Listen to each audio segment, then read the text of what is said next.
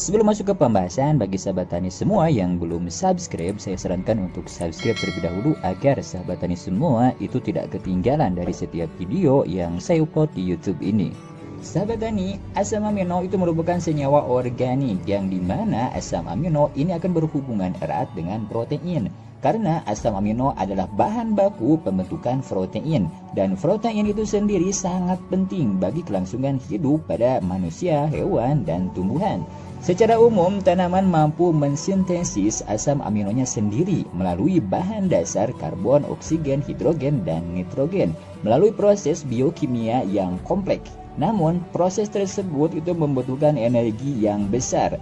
Tanaman mensintesis asam amino dari unsur-unsur primer seperti karbon dan oksigen yang diserap melalui udara dan tanah. Unsur primer tersebut itu membagi ke dalam dua bagian. Pertama, asam amino esensial, yang dimana asam amino esensial itu mesti menambahkan asam amino tersebut pada tanaman melalui daun atau perakaran. Dan yang kedua yaitu asam amino non esensial, yang dimana tanaman itu sendiri itu sudah memproduksi asam amino tersebut. Nah, sahabat tani, tanaman itu pastinya membutuhkan nutrisi unsur hara makro maupun mikro seperti nitrogen, fosfat, kalium, dan lain-lain. Namun, penelitian menunjukkan bahwasanya tanaman itu juga membutuhkan suplemen seperti asam amino yang dapat meningkatkan kualitas dan kesehatan pada setiap tanamannya itu sendiri. Berikutnya, saya akan membahas 2 fungsi dan 7 alasan penting mengapa tanaman membutuhkan asam amino. Fungsi yang pertama yaitu agen chelating, yang dimana asam amino itu mempunyai peran membantu penyerapan unsur hara pada tanaman.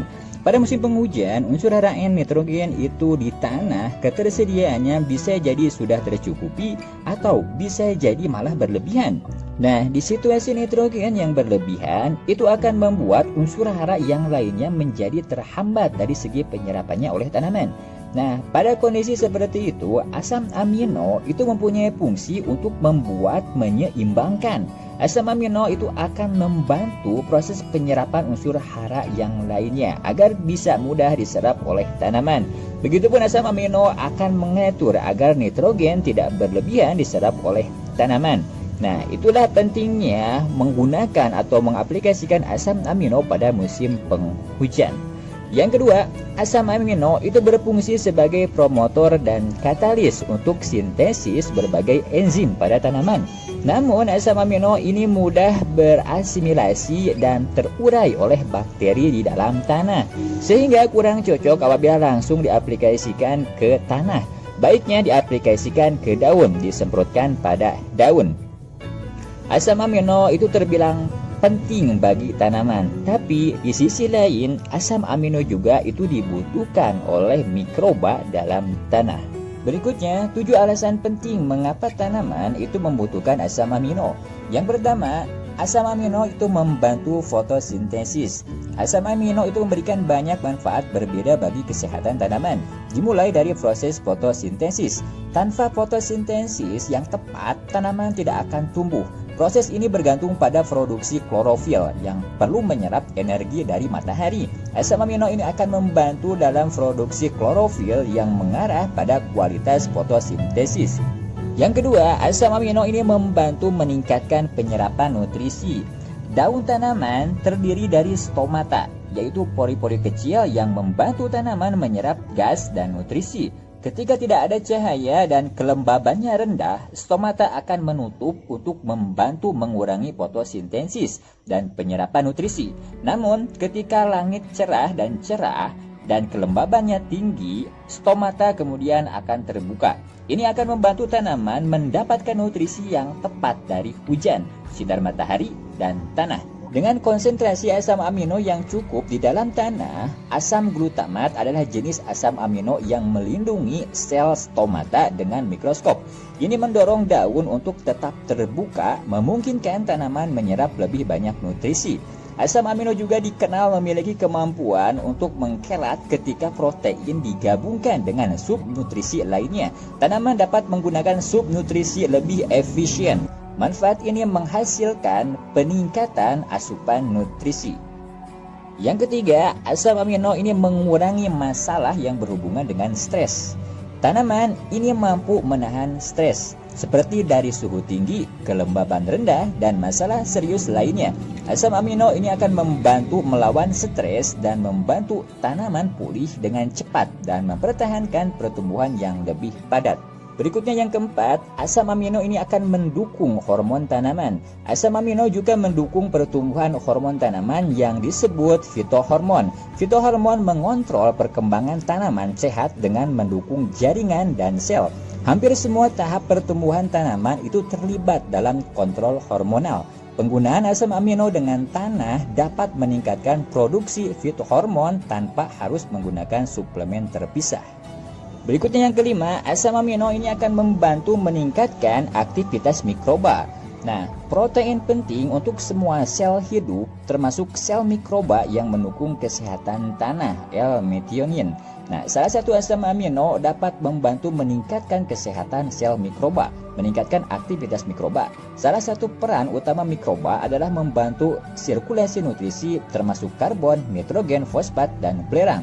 Aktivitas mikroba sehat mengendalikan komponen ini. Tanpa aktivitas mikroba, sebagian besar pupuk tidak akan efektif. Mikroba ini akan membantu mengubah senyawa organik menjadi bentuk anorganik, seperti pengubahan protein dari asam amino menjadi karbon dioksida dan amonium. Pada umumnya, mikroba ini menguraikan senyawa agar tanaman dapat menyerap unsur hara. Menambahkan asam amino ke tanah akan meningkatkan proses tersebut. Yang keenam, asam amino ini adalah sumber nitrogen. Penambahan asam amino ke tanah dapat membantu meningkatkan kandungan nitrogen dengan membatasi kebutuhan pupuk dengan konsentrasi nutrisi yang tinggi. Tanaman dapat mengambil asam amino dari tanah untuk menerima nitrogen organik. Asam amino yang ditemukan secara alami di dalam tanah itu dapat menyediakan protein dengan nitrogen. Namun, untuk mendapatkan nitrogen, tanaman harus terlebih dahulu mencerna protein yang harus memiliki aktivitas mikroba di dalam tanah. Asam amino ini akan membantu meningkatkan aktivitas mikroba. Suplementasi tanah dengan zat ini dapat membantu seluruh siklus dari nitrogen.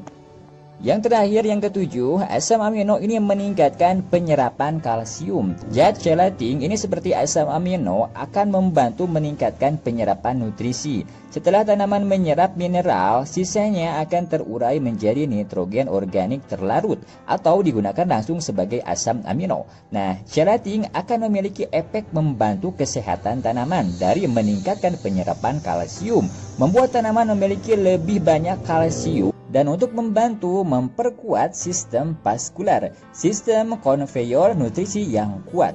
Tanaman ini akan mampu menyerap lebih banyak air dan unsur hara. Meningkatkan kalsium ini dapat membantu mencegah hama dan penyakit. Ketika tanaman lemah, akan ada air di dalam sel yang menarik pertumbuhan jamur dan serangga. Dengan tanaman yang sehat, akan ada lebih banyak pektin di dinding sel. Dinding sel yang lebih tebal itu akan lebih kecil kemungkinannya untuk diserang hama maupun penyakit. Nah, peningkatan penyerapan kalsium juga akan membantu mencegah hama ketika masalah-masalah itu terjadi.